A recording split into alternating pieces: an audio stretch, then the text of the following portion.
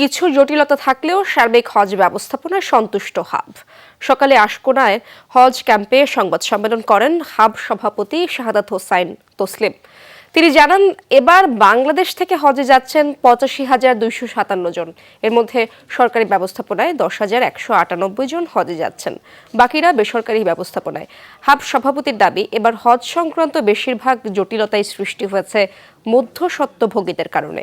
এছাড়া কোনো ব্যাংক হজ যাত্রীদের টিকিটের টাকা ঠিক মতো সংরক্ষণ করেনি, এমন অভিযোগও করেন তিনি। এ কারণেই টিকিট নিয়ে কিছুটা জটিলতা ছিল বলেও জানান তিনি। হাব সভাপতির দাবি, সবার সম্মিলিত প্রচেষ্টায় প্রায় ১০০% যাত্রীর হজ যাত্রা নিশ্চিত করা সম্ভব হয়েছে। আমাদের যে শঙ্কার জায়গা থাকে, প্রতি বছর ফ্লাইট ক্যান্সেল, সেটা হয় নাই, এবং হজযাত্রীদের ভিসা হয় নাই অনেকের, এরকম কোনো ঘটনা নাই, টিকিট নাই, এরকম কোনো ঘটনা নাই। অর্থাৎ সকলের ভিসা হয়েছে, নিবন্ধিত হজযাত্রী সকলের টিকিট হয়েছে এবং সকলে গমন করতে পারছেন। এটাই হলো একটা, আমি মনে করি যে একটা এইটুকু অন্তত একটা তৃপ্তির জায়গা।